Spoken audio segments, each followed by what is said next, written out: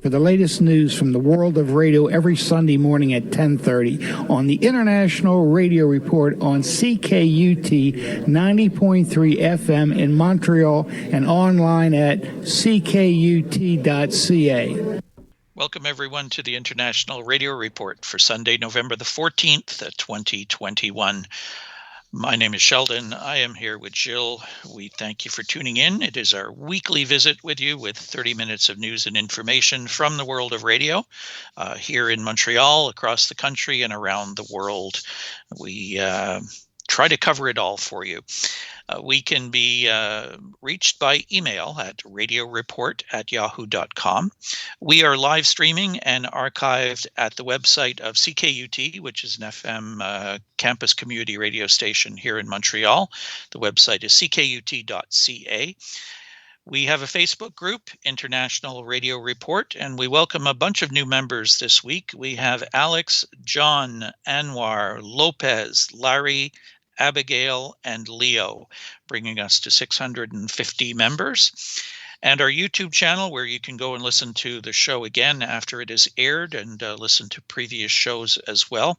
The YouTube channel is International Radio Report. And we crossed the 500 subscriber barrier this week. We're at 501 subscribers. So cool. That's really good. Thank you all for participating and joining in with us.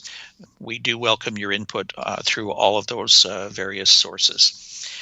And input is what we're going to start the show with today. We received some fan mail, so we thought we'd share this one with you. It comes from Nick Sharp, who's listening to us in the UK. And he says to us, "Thank you to both of you for the excellent weekly radio program, which I hear during the week on your YouTube channel. I found it difficult, if not impossible, to listen on the CKUT website under the archives page, but no issues whatsoever with the YouTube channel." He goes on to say, "I may be wrong, but I feel that the International Radio Report, being the 30 minutes radio program from CKUT FM 90.3 in Montreal, has changed over the past few months from being devoted to Canadian media to international media. Perhaps more shortwave news and stories have become available, or the introduction of the YouTube channel has moved you in a slightly different direction. I just wonder what your local audience must think. Perhaps it's a great way to bring more people into shortwave listening. I've been a listener to Radio Canada International since 1977, with my favorite channels being 15325 and 17820 from Sackville in the Sunday evening programs, with Ian McFarland's DX Digest and Glenn Hauser's reports from Oklahoma standing out strongly in my mind. Thank you once again to both of you for an enjoyable half-hour program once a week. Best 73, Nick Sharp." His observations about the program are a little bit, I guess, need a bit of explanation. How he talks about us going from being devoted to Canadian media to international media.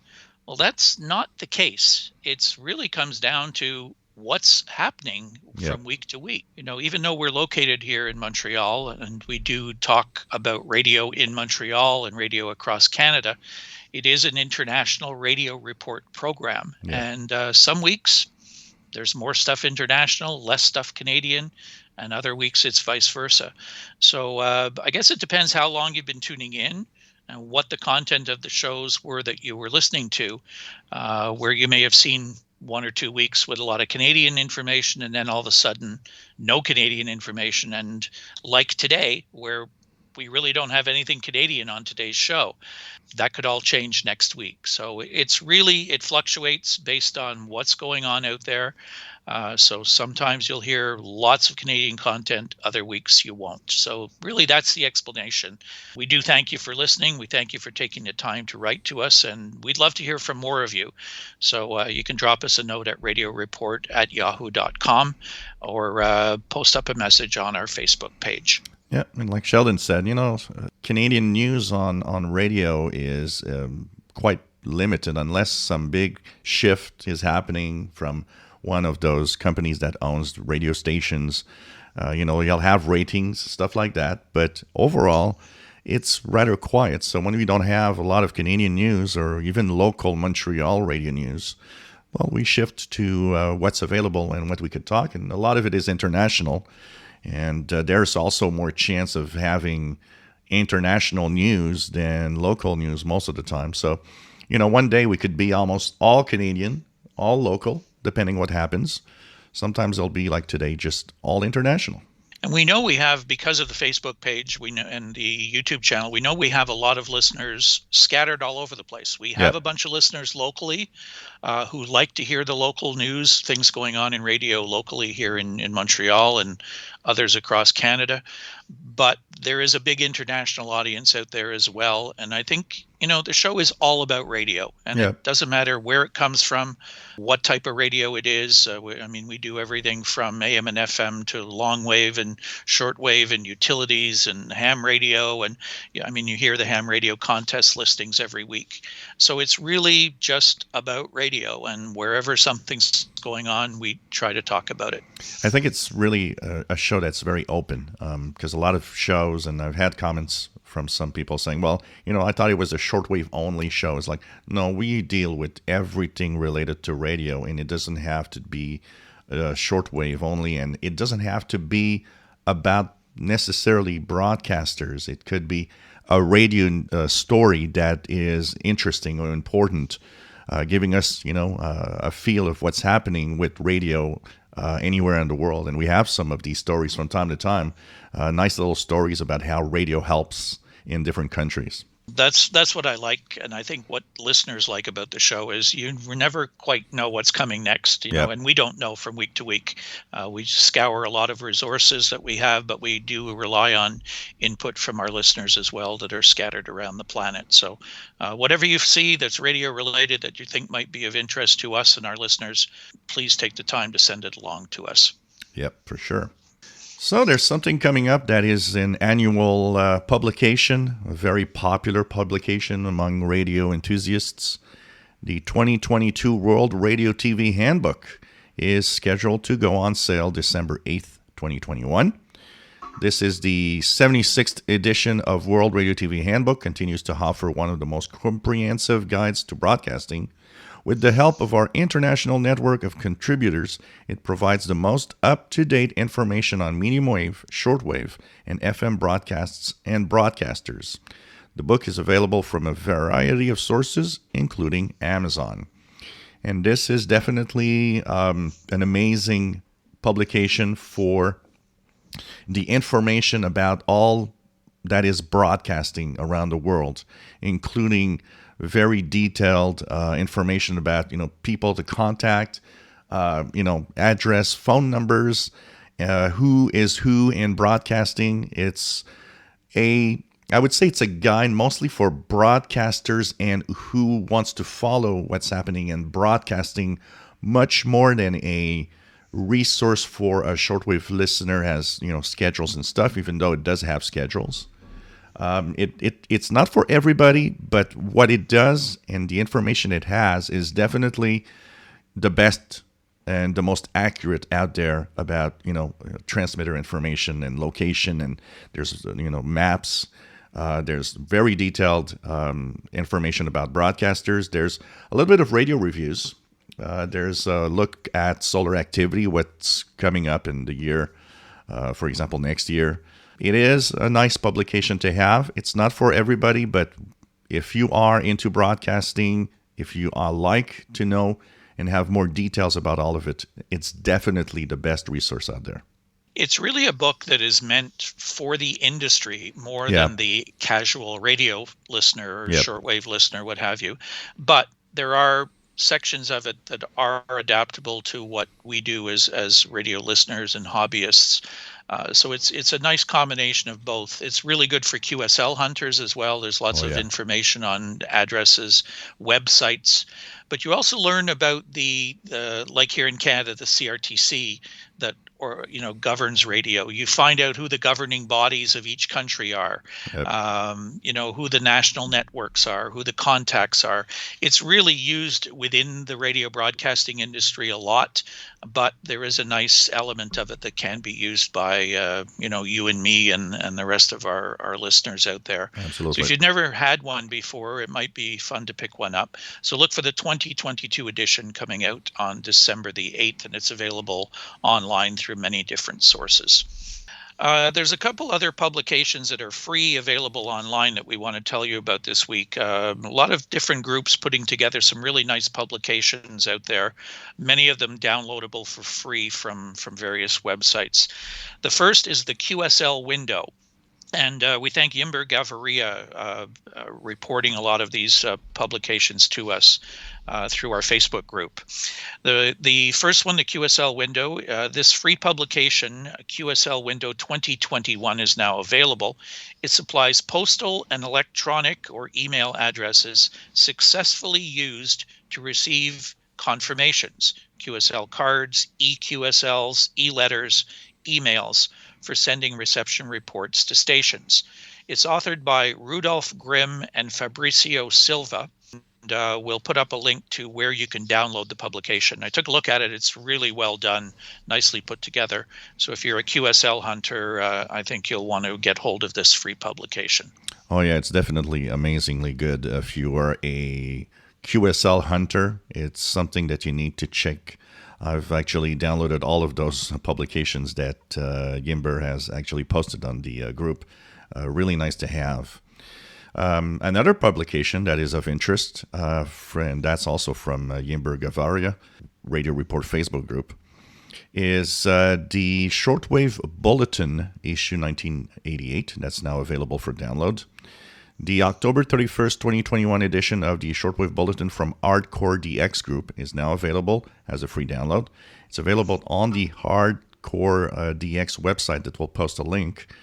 It highlights in this issue include QSL information and shortwave logs, World Radio updated B21 schedules of AWR Wavescan, DX programs in English, DX philately, stamps of radio stations by continents and countries, Museum of TV and Radio Broadcasting in Kazan, REST DX number 1156, new frequencies and changes, the Razin Museum History of Telecommunications and Computing by ROS DX 1157, Soviet transistor radios of 70 to 79. So all sorts of very interesting information. Once again, take a look at this. It's free and there's so much to read and to look at. The next one is called the DX Fanzine.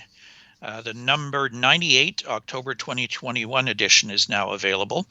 DX Fanzine is an electronic newsletter which was originally edited in 1999 and 2000. It brings together tips and news as contributed by individual DXers or from various different sources. We are interested in any change in frequencies, times, language services, transmitters, program content, phone and fax numbers, electronic and postal addresses, and station personnel. The purpose of DX Fanzine, which doesn't pretend to be in competition with any other electronic DX newsletter, is to provide timely and topical news and information to shortwave enthusiasts worldwide. It's available on the web, dxfanzine.com, and we'll post that link for you. And it's updated as soon as loggings, DX news, frequency updates, as well as QSL notes are received from any shortwave listeners around the world.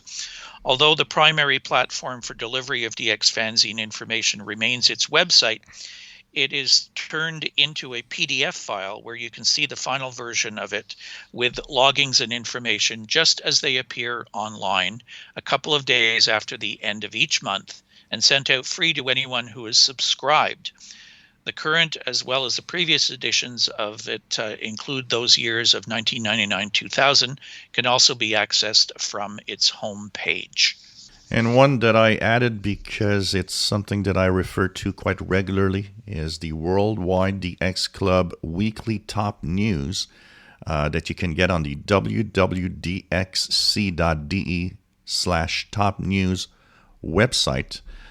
This is more of a website, kind of, a blog, basically. The latest edition of November 5th is BCDX 1484. It is maintained by a very well-known radio DXer, Wolfgang Büchel from Germany. And it contains pretty much, it's almost like a news bulletin of what's happening on radio. From shortwave mostly, but medium wave and long wave stuff is in there.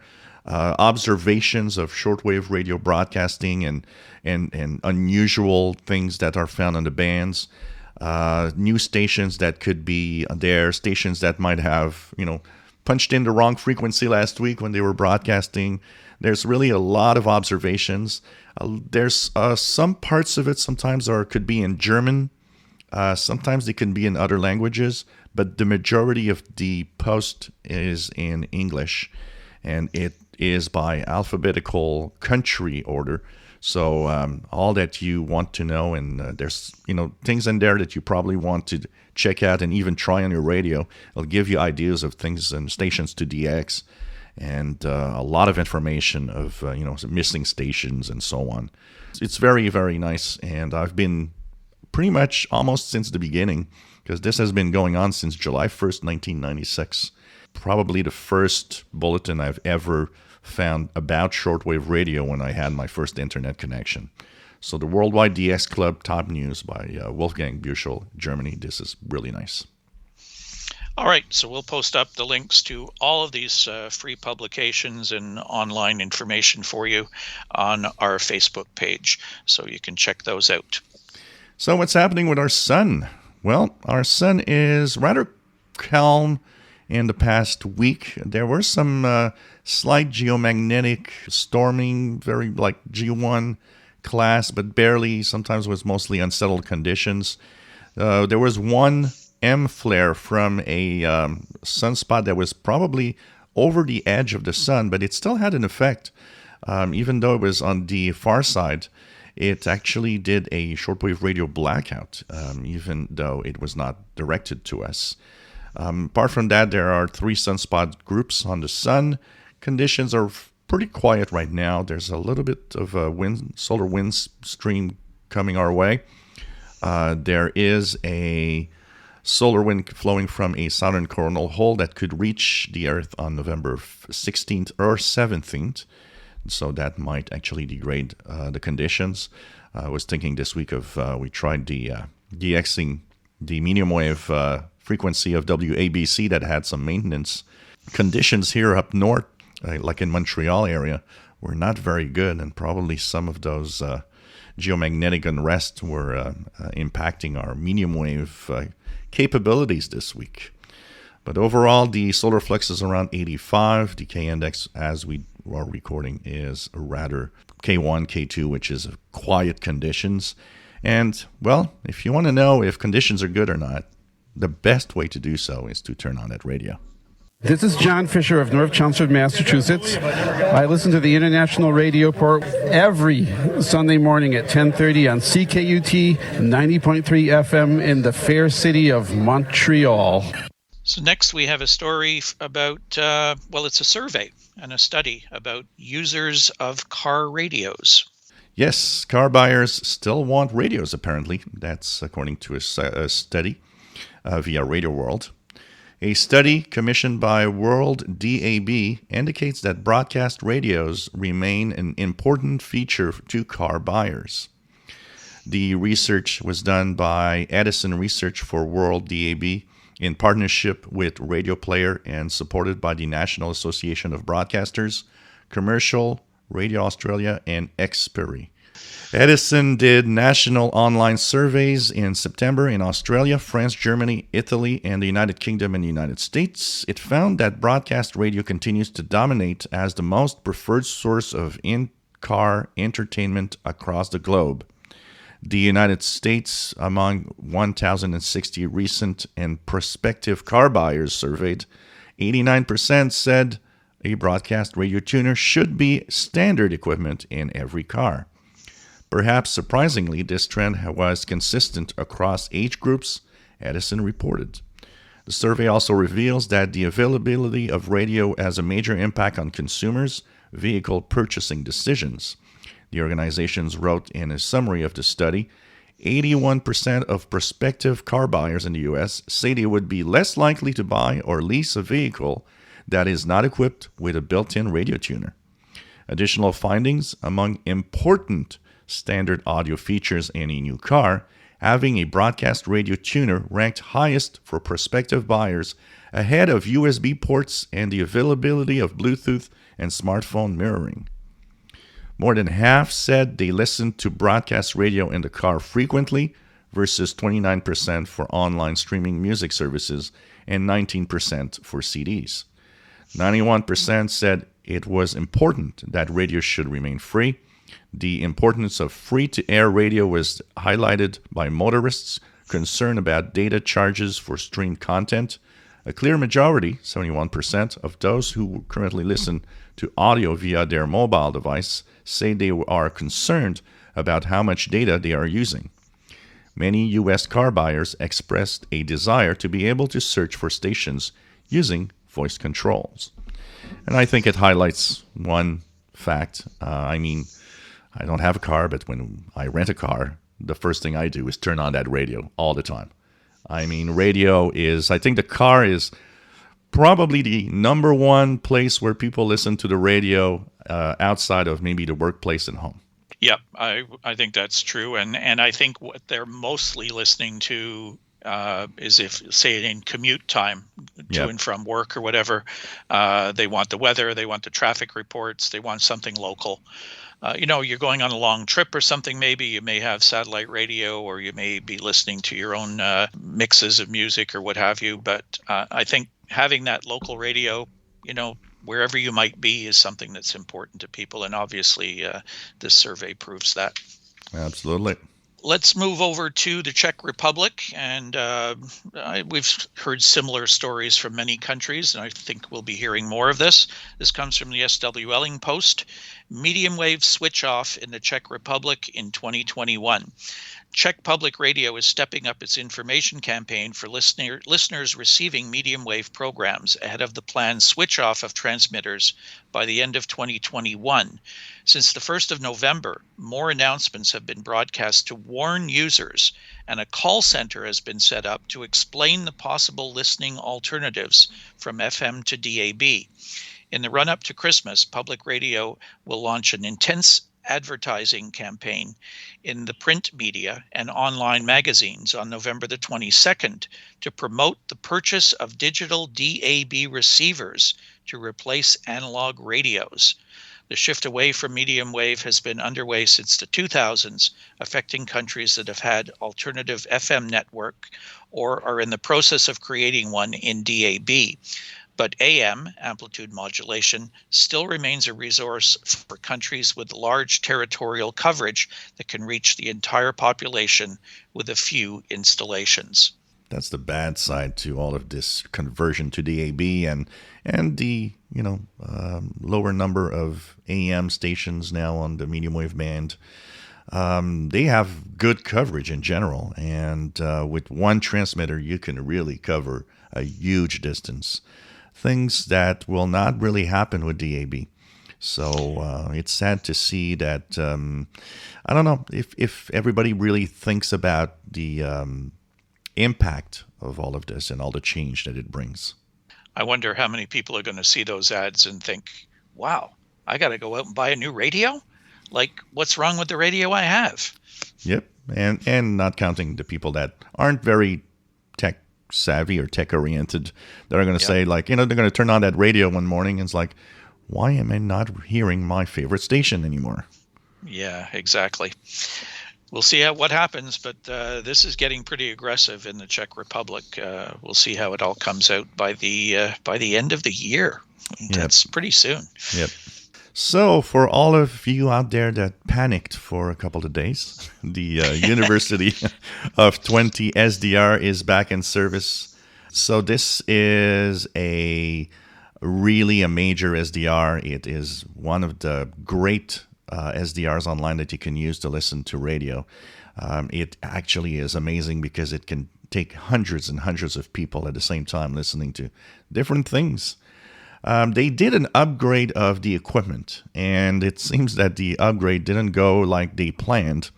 So they weren't able to have it working well for a couple of days, but according to posts now, they're thanking applause and a big thank you to the team, it says here.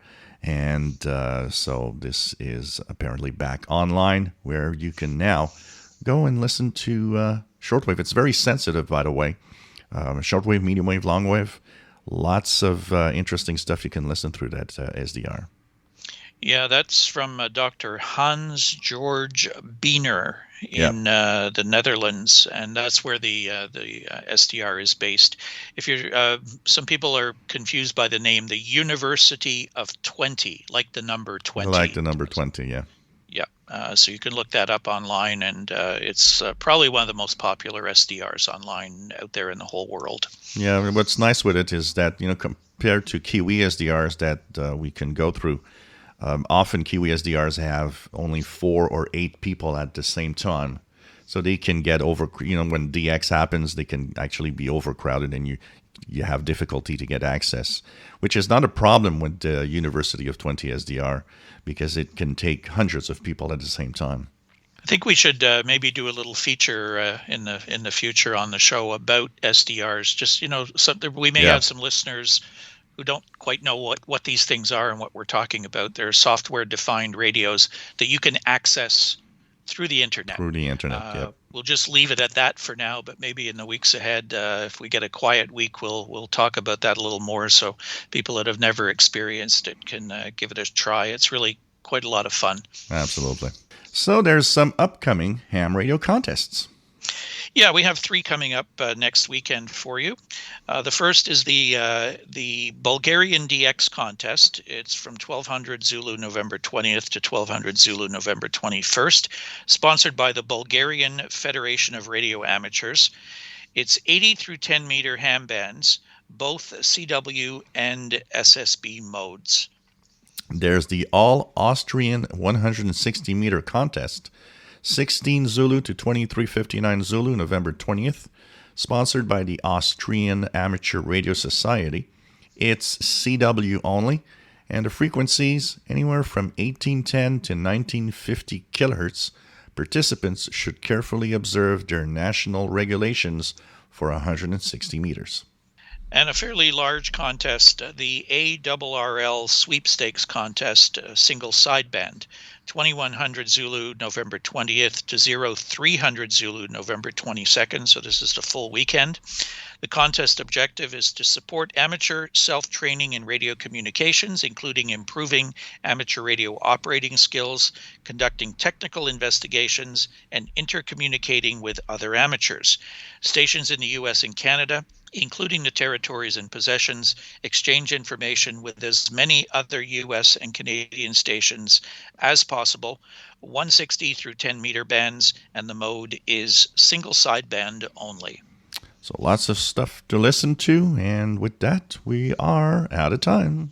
Yeah, please do go and check our Facebook page. We'll have the links, as we said, to all these interesting free publications that are available through the internet.